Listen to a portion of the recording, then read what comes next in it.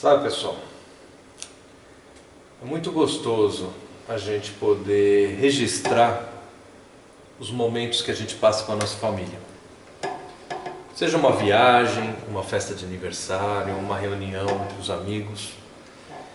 A fotografia faz parte da nossa vida, quer dizer, são as nossas memórias que são revividas cada vez que a gente vira uma folha dessas, não é?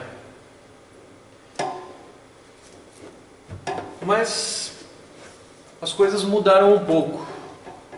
Hoje, cada vez mais difícil a gente vê as famílias montando álbuns de fotografia. Porque antigamente nem todo mundo vai saber disso, mas antigamente nós tínhamos a máquina fotográfica, nós batíamos a foto e aquela imagem ficava registrada num cara como esse, que é um filme, um negativo. E talvez não seja da sua época, talvez você nunca tenha visto isso, mas era muito trabalhoso, porque a gente batia a foto, isso daqui ficava dentro de uma máquina fotográfica totalmente vedada, não podia entrar luz, né? E quando você batia a foto, por um milésimo de segundo entrava a luz e ela marcava internamente, marcava esse filme. Aí você rebobinava, todo o filme entrava num invólucro totalmente blindado, você pegava esse invólucro, tirava da máquina, ia num estabelecimento comercial e lá você mandava revelar. E uma semana depois, ou às vezes até mais tempo, dependendo da demanda que o estabelecimento tinha, da onde era feita a revelação desse filme, chegavam as fotos, que eram essas daqui, exatamente essas daqui, né? Isso aqui é uma foto. Bom, nesse momento você percebia que naquele momento especial da tua vida você não regulou o foco, a sua mão tremeu, o filme ficou tempo demais exposto e ficou muito claro. E o momento se passou. Você perdeu a oportunidade de poder registrar aquele momento importante na sua vida. Com o tempo, a fotografia foi evoluindo. E todo esse processo, veja bem, né? As fotografias estão aqui arquivadas, mas elas são papel. E com o tempo elas vão amarelando. O álbum vai se estragando. E com a evolução da tecnologia, isso está cada vez mais deixando de existir. Porque hoje os filmes estão sendo substituídos por máquinas fotográficas digitais, como essa, onde você aponta, bate a foto e no visor aqui você já consegue ver a fotografia, né? E as máquinas digitais foram evoluindo e elas chegaram num ponto em que estão dentro dos nossos celulares, um simples telefone, e a gente leva esses carinhas aqui para todos os lugares. Ele está sempre no bolso, ou sempre na bolsa, no caso das mulheres, né? Mas não importa, você está sempre segurando eles. E hoje é muito fácil, você chega aqui e aponta e tira a sua fotografia, né? E nesse processo todo de evolução que foi acontecendo, as pessoas se perderam um pouco na forma de como trabalhar com essas fotografias, né?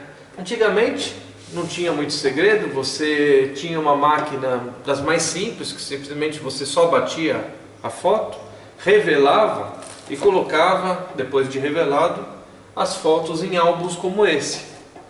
Em alguns casos, a foto não ficava bem feita, não era bem tirada, você simplesmente jogava ela fora e eliminava.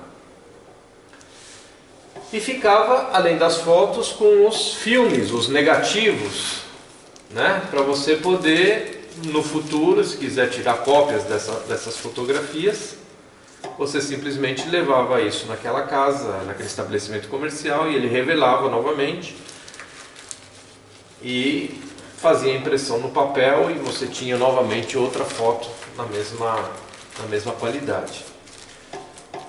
Só que além da foto amarelar, além do álbum ir se estragando com o tempo, os filmes também vão estragando com o tempo, a ação do mofo, dos fungos, né?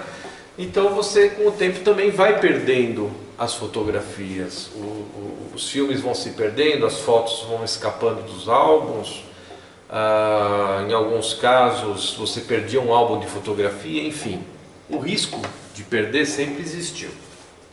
Só que com a foto digital, esse risco aumentou muito mais, né? Porque imagina o seguinte, vocês estão vendo o tamanho desse álbum de fotografia? Vocês já imaginaram que um álbum como este cabe num chip como esse? E eu não estou falando desse invólucro todo, porque o cartão de memória está aqui dentro, então estou falando de um espaço extremamente reduzido. Esse cartão aqui ele tem 32 gigas de informação, 32 gigas. Vários álbuns de fotografia desse tamanho cabem aqui dentro, né? E o que eu vou tratar com vocês dessa vez de frente, olho no olho, é sobre como a gente trabalhar com esses arquivos de fotografia, essas fotos que a gente tira diariamente com muita facilidade. Hoje, quando a gente bate uma fotografia e ela não ficou boa, você simplesmente bate ela outra vez, né? E na mesma hora você já corrige, você troca, às vezes não ficou bem posicionado, então você tira novamente a foto, você gera várias e várias fotos da mesma cena, não é? Mas e depois disso tudo? O que a gente faz com essas fotografias, né? Que resolução a gente precisaria trabalhar na maioria das fotos que a gente tira, né? Filmar também, mesma coisa, né? Como que a gente vai trabalhar com os filmes que a gente grava no celular, nas câmeras digitais, né? E até mesmo na linha profissional, né? Nem tudo reduziu o tamanho. As câmeras profissionais continuaram com o seu tamanho, de certa forma, grande, porém um dos fatores é a lente, né? A lente, para você tirar uma foto bem produzida, com boa luminosidade, a lente não pode ser muito pequena. Quem tira fotografia digital profissional sabe do que eu estou falando. Eu não vou entrar nesse nível de detalhe, tá? Então, o que eu quero abordar aqui com vocês, o assunto que eu quero tratar com vocês, não é a linha profissional, não é a linha detalhada, é a linha mais leiga. Eu quero conversar com vocês hoje sobre fotografia amadora, tá? Que é o que a gente tem em maior quantidade em todas as casas. Todo mundo tem um celular, tira foto, mas e aí? E as pessoas estão sabendo como cuidar das suas fotos? Como recuperar as fotografias?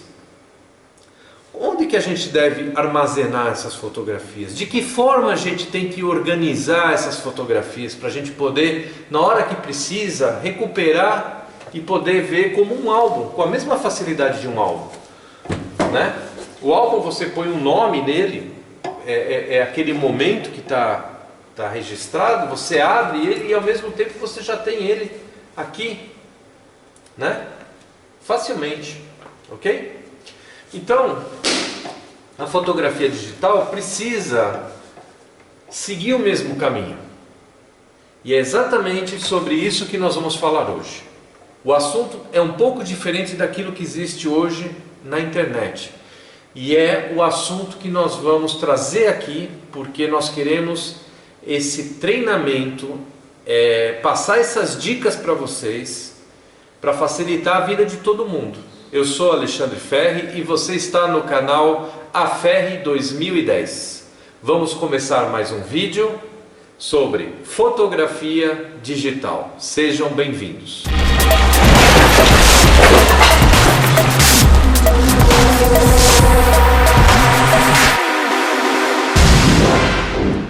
Então, pessoal, para a gente começar o nosso treinamento aqui sobre fotografia digital, eu vou seguir a seguinte linha, tá? Nós vamos começar do processo que a gente tira a foto, ok? Ao processo que a gente coloca a foto no computador, organiza as fotos que a gente acabou de tirar, arquiva, tá? E aí o momento final, que é onde ela vai estar arquivada e a gente vai conseguir recuperar elas com facilidade. Eu não tenho ideia de quantas fases eu vou estar falando nesse decorrer desse processo, tá? Mas vamos fazer uma coisa. Eu vou colocar uma telinha no início de cada fase. Se você acha que esse assunto não é tão interessante, simplesmente você vai avançando o vídeo, tá? E vai indo para as próximas etapas, ok? Se o vídeo ficar muito longo, então eu vou quebrar cada etapa num vídeo separado, na hora de publicar isso lá no YouTube, ok? Então vamos fazer dessa forma, tá? Então, a primeira fase que eu vou estar falando com vocês agora é para quem tem máquinas fotográficas digitais, como esta, tá? Alguns cuidados que a gente tem que tomar antes de iniciar a sessão de fotos, tá bom? Então vamos começar com a primeira parte do nosso vídeo, tá? Com telas exatamente como essa que você está vendo agora.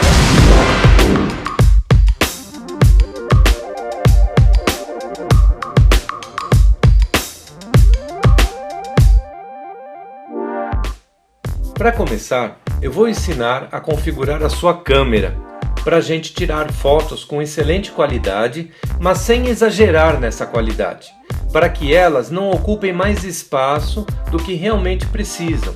E quando eu me refiro em espaço, eu quero dizer em aproveitar a memória da sua máquina ao máximo, isto é, sem desperdiçar.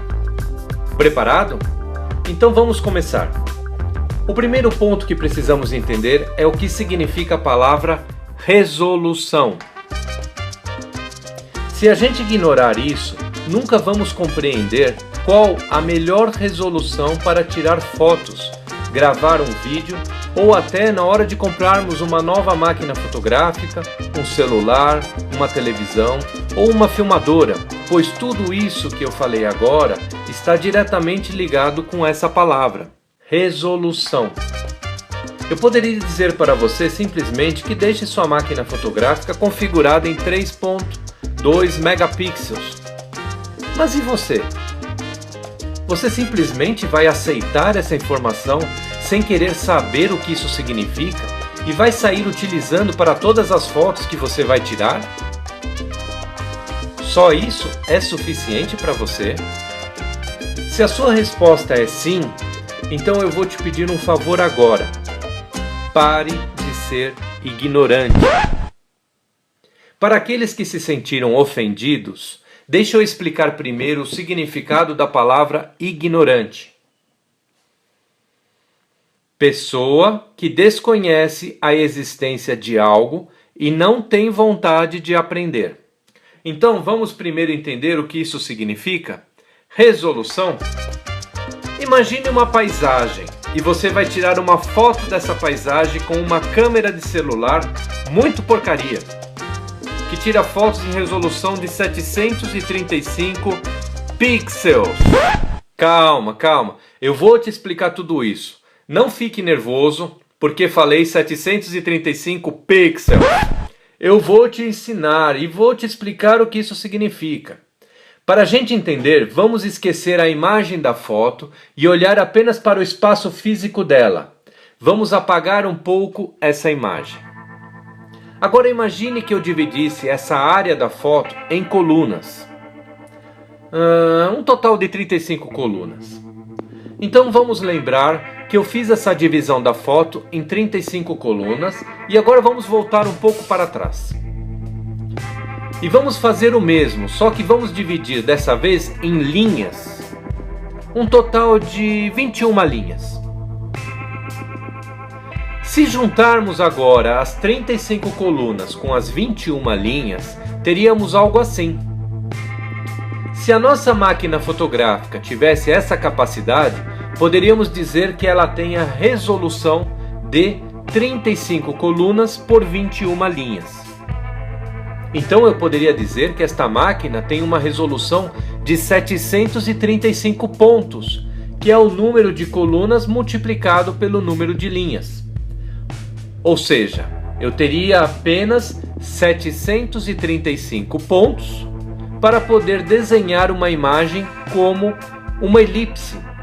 Para quem não sabe, elipse é o mesmo que um círculo, só que achatado. Só que vamos lembrar que os pontos têm uma forma de quadrado e ele será apenas com a cor preto ou com a cor branco, totalmente cheio. Então não podemos desenhar uma linha na região de um ponto, pois ele será totalmente pintado de uma única cor, ou preto ou branco. Então o desenho dessa elipse, com uma resolução de 735 pixels, ficaria assim. Então o pixel é a menor informação que podemos ter em uma foto, ou seja, um pixel é igual a um ponto. Mas a gente não quer fotos em preto e branco, né? A gente vai querer que elas sejam coloridas. Então vamos complicar um pouquinho mais, mas é só um pouco, tá?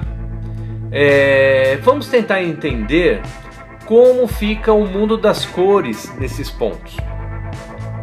Um pixel, ou um ponto, sempre receberá apenas uma cor por vez, como se esse ponto fosse feito quando encostamos uma canetinha colorida ou um lápis de cor no papel.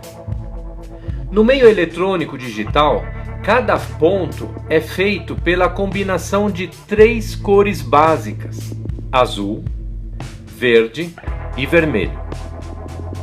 Nessa imagem você está vendo um pixel ou um ponto ampliado na bola do lado esquerdo, e no quadrado do lado direito você está vendo milhares desses pontos muito pequenos, dispostos um do lado do outro, e são tão pequenos que você só consegue ver um tom de cor branco.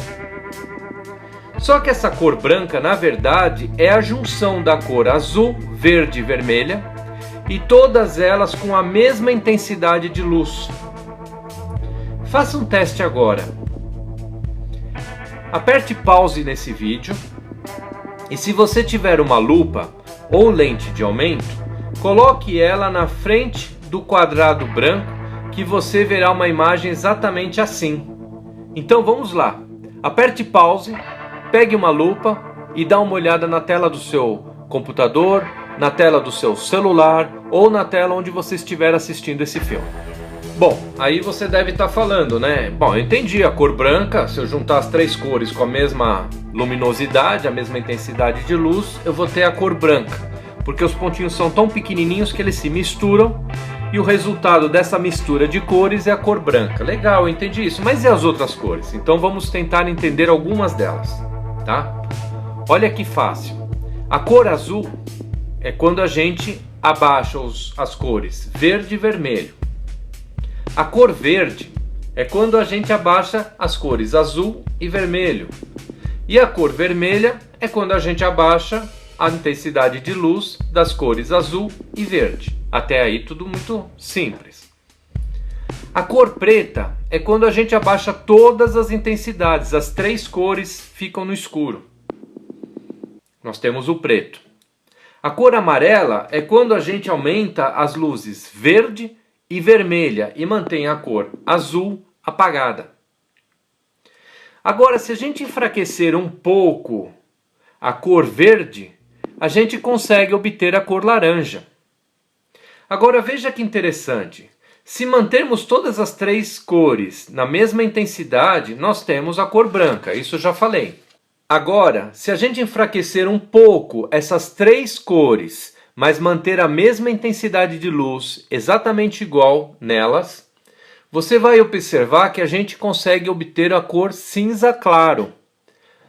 E se a gente enfraquecer um pouquinho mais, a gente consegue obter a cor cinza escuro. Agora você deve ter percebido que além de combinar cada uma dessas três cores, nós temos também um controle da intensidade da luz, como é o caso, por exemplo, do amarelo para o laranja, e no caso do branco para o cinza e para o preto.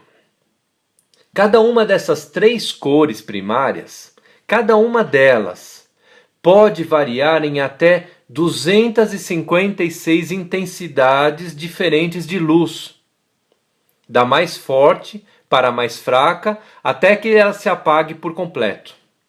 E com isso podemos conseguir quase 17 milhões de cores. Você já imaginou ter um estojo com 17 milhões de lápis coloridos? E tudo isso vem da mistura de apenas três cores básicas, que são o azul, o verde e o vermelho. Como ficaria então a foto da nossa paisagem com 735 pixels e utilizando todas essas cores disponíveis? Ficaria algo parecido com isso. Bom, a imagem não está bonita, e pelo motivo da falta de cores que não é. Mas por que os pontos estão muito grandes? Ou seja, poucos pontos para fazer a foto? Então podemos dizer que esta foto está numa resolução muito baixa, que é o mesmo que dizer com poucos pontos.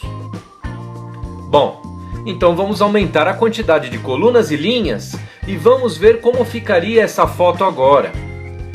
Essa videoaula que eu fiz para o YouTube está com uma resolução de 720 colunas por 480 linhas. O filme é exatamente a mesma coisa que a fotografia. Ele também tem colunas e também tem linhas, ok? Então, esse vídeo que você está assistindo agora, ele foi produzido com 720 colunas por 480 linhas, tá? Então, como o filme não vai mostrar uma resolução maior, superior a essa de 720 colunas por 480 linhas, não adianta eu colocar na tela do vídeo uma imagem superior a 720 por 480. Você não vai perceber diferença alguma, por causa da limitação do vídeo. Bom, voltando agora à nossa imagem de 735 pixels, a foto da paisagem nessa resolução, e agora vamos ver ela na resolução de 720 colunas por 480 linhas. Você deve ter percebido alguma melhora significativa na imagem, certo? Não percebeu? Então, meu amigo, é melhor você ir consultar um médico oftalmologista. Mesmo essa imagem não sendo considerada uma resolução alta, ela já tem quase 346 mil pontos. Não dá para acreditar que tantos pontos assim ainda sejam uma qualidade baixa. Mas é. Agora imagine que você está vendo essa mesma foto em uma tela de TV de 14 polegadas. Imaginou? Agora você vai pegar essa mesma foto e você vai ver ela numa tela de televisão de 50 polegadas. Imagine que a tela cresceu de tamanho, mas ela manteve a mesma quantidade de pontos. Os pontos vão ter que crescer de tamanho para poderem continuar cobrindo a nova medida maior da tela. Ou seja, uma tela de 50 polegadas com 720 colunas terá uma coluna mais grossa que uma tela de 14 polegadas. E o mesmo acontecerá com as linhas. Ou seja, uma tela de TV de 14 polegadas com 480 linhas terá uma linha mais grossa quando a tela for de 50 polegadas. Então, quando começaram a fazer as telas de televisão maiores, surgiu um problema, pois a imagem da televisão já não tinha uma qualidade aceitável e o nosso olho começava a enxergar os pontos que formavam a imagem. Para resolver esse problema, nós tivemos que aumentar a quantidade de colunas e linhas, até começarmos a ouvir a falar na palavra HD, High Definition, e Full HD, Full High Definition. Isso aconteceu por causa das telas maiores. As pessoas compravam estas televisões gigantes, mas não gostaram da qualidade da imagem delas, pois facilmente você percebia os pontos que constroem a imagem. E agora, as mais novas, como 4K, 8K, mas que ainda vão demorar um pouco para ser parte do nosso cotidiano, pois 4K e 8K são resoluções para televisões com mais de 70 polegadas. Qual é o tamanho da televisão da sua casa? Mas vamos falar um pouco de televisões Full HD. Você sabe o que isso significa? Significa que a televisão tem 1920 colunas com 1080 linhas. Estamos falando agora de mais de 2 milhões de pontos e, portanto, uma qualidade de imagem suficiente para assistirmos em televisões com até 75 polegadas sem perceber a presença do ponto formando a imagem. Agora vamos nos acostumar com mais uma palavra nova, pois você deve ter percebido que está ficando muito fácil a gente falar em milhões de pontos. Então, quando formos falar milhões, vamos trocar essa palavra por mega. E ao invés de falarmos pontos, vamos falar em pixels. E juntando isso tudo, teremos a palavra megapixel, ou no plural, megapixels. Então podemos dizer que a televisão Full HD tem aproximadamente 2 milhões de pontos? Sim, mas é mais bonito a gente dizer que ela tem 2 milhões de pixels. E é melhor ainda se ao invés disso a gente falar que a televisão tem 2 megapixels. Agora, quando falarmos 1 megapixel, você já sabe que eu estou falando de 1 milhão de pontos. As pessoas muitas vezes não imaginam que uma TV Full HD tenha na sua tela 2 milhões de pontinhos, formando uma única imagem, e que cada pontinho tem a capacidade de ter 17 milhões de cores diferentes. Agora imaginem uma televisão com 4K ou 8K. É muita coisa.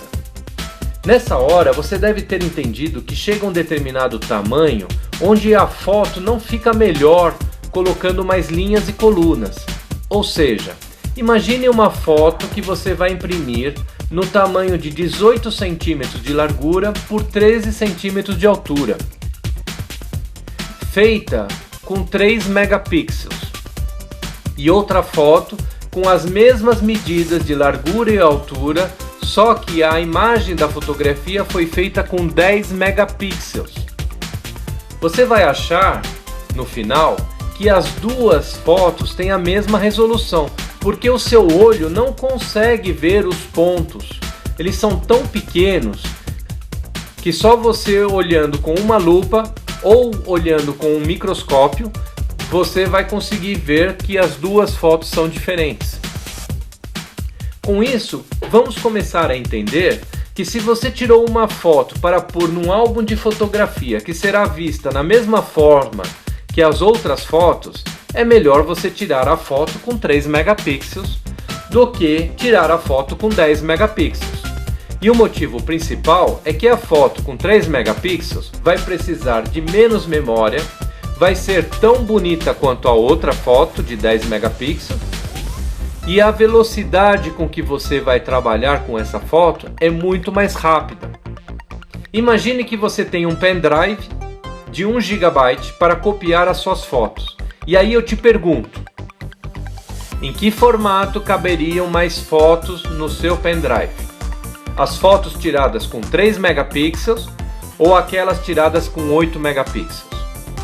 Qual dessas duas ia caber maior quantidade de fotos nesse seu pendrive? Se você entendeu tudo até aqui, você vai responder que caberiam muito mais fotos se elas fossem tiradas com 3 megapixels. Além de você estar usando menos espaço, a foto será carregada com muito mais velocidade. Ou seja, você vai gastar menos tempo para copiar essas fotos no pendrive. E se você for assistir, por exemplo, essa foto numa tela de televisão, você vai demorar um tempo muito pequeno para você carregar e aparecer na tela da sua TV.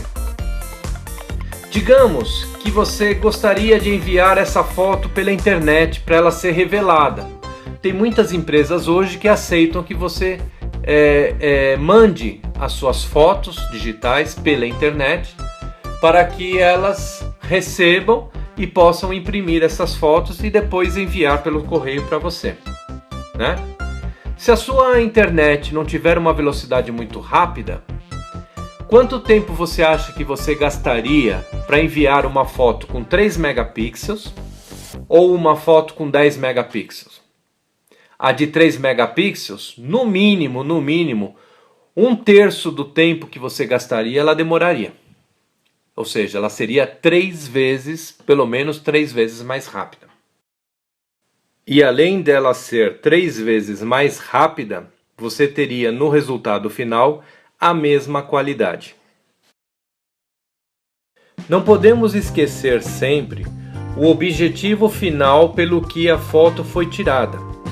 Isso vai determinar se a gente vai tirar a foto com 3 megapixels, com uma resolução maior, 8, 10, 15, 20 megapixels, ou se vamos tirar ela com uma resolução menor, 640 colunas por 480 linhas. O objetivo final da foto é o que vai determinar a nossa resolução. Por exemplo, digamos que eu tirei uma foto para colocar ela num porta-retrato. O porta-retrato vai ter 30 centímetros de altura por 20 centímetros de largura. Neste caso, o tamanho da foto é maior. E, em consequência disso, vamos precisar de mais linhas e colunas para manter os pontos pequenos o suficiente para que o nosso olho não perceba. E é por isso que, neste caso, a foto precisa ser tirada com 8 megapixels.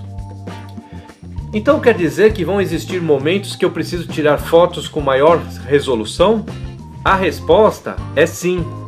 Quanto maior o tamanho da foto final impressa ou o maior o tamanho onde será vista, como numa TV maior, será então necessários mais linhas e colunas para que os pontos ou pixels tenham um tamanho tão pequeno que o nosso olho não possa percebê-los.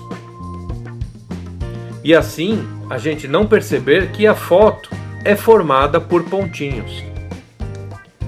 Quando o nosso olho não percebe esses pontinhos, conseguimos atingir o maior grau de qualidade necessário para a foto.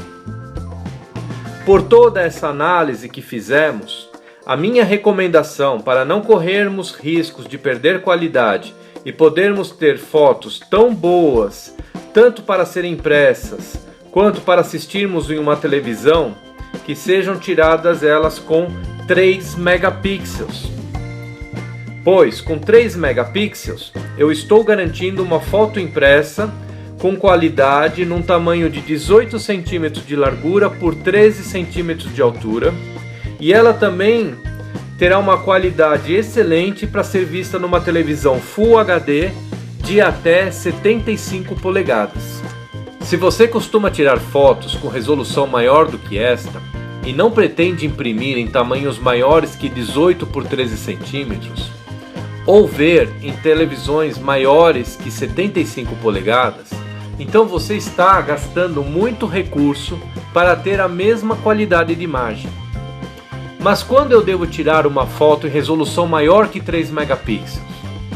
Quando você for assistir em uma televisão do tipo 4K, por exemplo. E isso significa que essa televisão vai ter mais de 75 polegadas de tamanho. Ou então, quando você for querer imprimir essa foto com tamanho superior a 13 por 18 centímetros. Mas é somente nesses casos, em casos extremamente específicos. Do tipo, eu trabalho numa empresa de propaganda e preciso tirar uma foto que será impressa num outdoor. Veja o tamanho do outdoor. Então, neste caso, 20 megapixels pode ser até pouco. Mas é só nesses casos. O que eu posso te garantir é que 3 megapixels serve para quase todas as famílias que registram fotos amadoras com o objetivo final de recordação, seja para ver na sua televisão, seja para colocar num álbum de fotografias. Mas ainda assim você deve estar com uma dúvida. E a pergunta que você deve estar se fazendo agora é: e resoluções menores que 3 megapixels? Quando é que eu vou usar? Quando a qualidade da foto tiver menor importância. Por exemplo, uma foto que você quer mandar por e-mail para mostrar o visual de um produto para alguém. E onde você está, a internet tem uma velocidade baixa. Ou então uma situação que você se encontra por celular, onde o entendimento da imagem fala mais alto que a necessidade de se ter uma qualidade.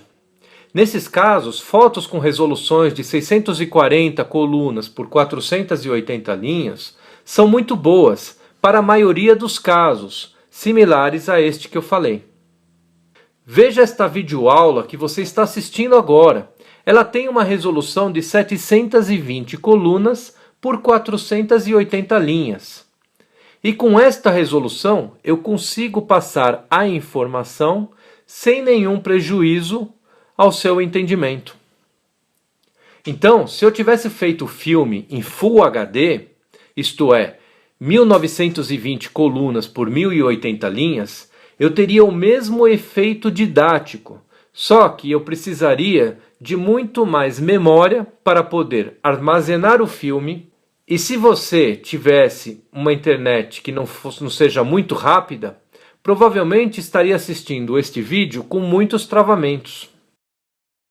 A qualidade de uma fotografia depende ainda de muitos outros fatores, como a qualidade da lente que você utiliza, a sensibilidade do sensor óptico e diversas configurações e detalhes que você precisaria fazer um curso mais específico e que foge do objetivo básico desta videoaula. Agora que aprendemos um pouco mais sobre as palavras resolução e megapixel, começam a ser mais amigáveis. E eu te pergunto uma coisa: se você for numa loja comprar uma câmera caríssima, por exemplo, com capacidade de tirar uma foto com 20 megapixels, e você tirar as fotos com 20 megapixels apenas porque você comprou a câmera tão cara e acha que tem que registrar tudo com o máximo de qualidade só para tirar dela o máximo que ela pode oferecer. E aí, você vai guardar todas essas fotos em resolução de 20 megapixels? Em arquivos pesados? E no final você vai assistir ela na sua televisão Full HD, que só necessitaria de 2 megapixels? Ou então, vai imprimir essas fotos com tamanho de 15 por 10 centímetros, que é onde a maioria das pessoas imprimem? Lembre-se que a ignorância pode fazer você gastar muito dinheiro, desnecessariamente, e muitas vezes vai te deixar com cara de bobo ou vai te deixar ser enganado pelas outras pessoas. Neste momento eu entendo que você agora tem um conhecimento básico para entender os próximos passos que eu vou explicar para trabalharmos com arquivos de foto e vídeo digitais. Pode ter sido um pouco chato até aqui, mas era necessário.